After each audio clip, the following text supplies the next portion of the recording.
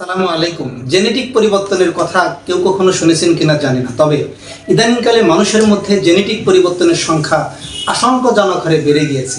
রাস্তায় বের হলে খেয়াল করে দেখবেন যে মেয়েরা আর কখনোই ওড়না ব্যবহার করতে চায় না। তাদের মধ্যে একটা পুরুষালী স্বভাব ভিতরে তাদের বিরাজ করে। মস্তকে তারা মহিলা হলেও ভিতরে ভিতরে তারা অনুভব করে যে তারা পুরুষ বা পুরুষের যে মেন্টালিটি এটা তারা পোষণ করে, যে কারণে দেখবেন রাস্তায় বের হলেই ওড়না ব্যবহার করার প্রতি অনীহা, ছোট ছোট চুল কাটা, শার্ট প্যান্ট পরার যে মানসিকতা, ইউরোপীয় মেন্টালিটি, এটা আসলে ইউরোপীয় মেন্টালিটি নয়। আমাদের সোশ্যালে আমাদের সমাজ ব্যবস্থায় যেটা সবসময় চলমান, আবহমান কাল ধরে আমাদের দেশের নারীরা যে ধরনের পোশাক পরে অভ্যস্ত, সেটার হঠাৎ পরিবর্তন শুধুমাত্র পোশাকি পরিবর্তন বললেই ভুল হবে। এটা কালচারগত পরিবর্তন নয়, বরং মনোজগতিক একটা পরিবর্তন তাদের মধ্যে নীরবে ঘটে যাচ্ছে দিনের পর দিন। আর সেটা হলো জেনেটিক পরিবর্তন। এই জেনেটিক পরিবর্তন কেন হচ্ছে, কিভাবে হচ্ছে, এটা গবেষণার বিষয় এবং গবেষকরা আশা করি এটা নিয়ে গবেষণা ইতিমধ্যে শুরু করেছেন। কারণ আমাদের দেশের বিভিন্ন ইউনিভার্সিটিতে ইদানিংকালে জেনেটিক্যাল ইঞ্জিনিয়ারিং সাবজেক্ট রয়েছে এবং সেখানে যথেষ্ট গবেষকও রয়েছে। তারা বিশ্বের বিভিন্ন দেশ থেকে উন্নত ডিগ্রি নিয়ে বাংলাদেশে এসে শিক্ষকতা করেন এবং এই বিষয়ে গবেষণা করেন। একসময় হয়তো বের হয়ে আসবে যে কেন এই ঘটনা সবচেয়ে বেশি ঘটছে। তবে একটা আশ্চর্যজনক বিষয় আমি আজকে জানতে পারলাম, যেটা শুনলে সবাই আটকে উঠবেন।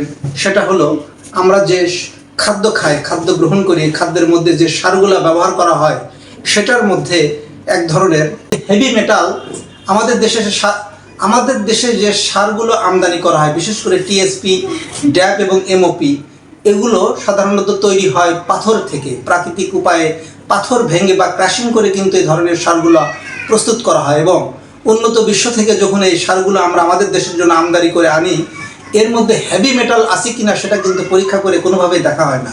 যদিও মুখ দিয়ে আমরা বলি, কিন্তু কার্যত আমি খোঁজ নিয়ে দেখেছি যে হেভি মেটাল পরীক্ষার জন্য যথোপযুক্ত কোনো ব্যবস্থা আমাদের দেশের এসআরডিআইতে নেই। এবং যে বন্দর থেকে যখন এটা খালাস করা হয় তখনও হেভি মেটাল পরীক্ষা করা হয় না।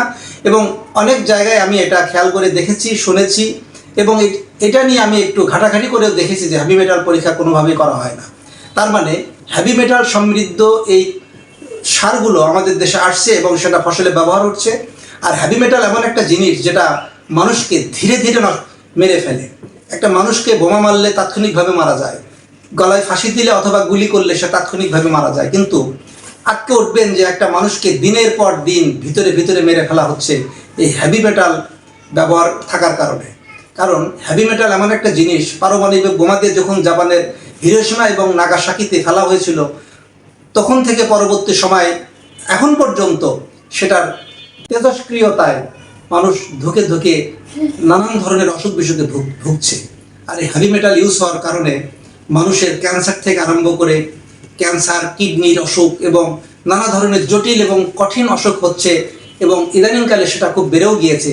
ডাক্তারের কাছে গেলে পরীক্ষা নিরীক্ষা করার পরে দেখা যায় যে কোনো রোগ নেই, কিন্তু প্রত্যেকেই কিডনি সংক্রান্ত রোগে ভুগছে। এই জন্য হেভি মেটাল সমৃদ্ধ এই সমস্ত সারগুলো যদি দিনের পর দিন আসতে থাকে, সেটাও কারণ হতে পারে মানুষের যে মনোজাগতিক পরিবর্তন, জেনেটিক পরিবর্তন, সেটার একটা নিয়ামক। এই জন্য আসুন, এই যে পরিবর্তনগুলো ঘটছে এটা নিয়ে গবেষণার প্রয়োজন এবং এই পরিবর্তন থেকে যদি এখনই আমরা উত্তরণ হতে না পারি, আগামী 10 বছর পরে দেখা যাবে যে এই পরিবর্তনের পরিমাণ অনেক আশঙ্কাজনক হারে বেড়ে গিয়েছে।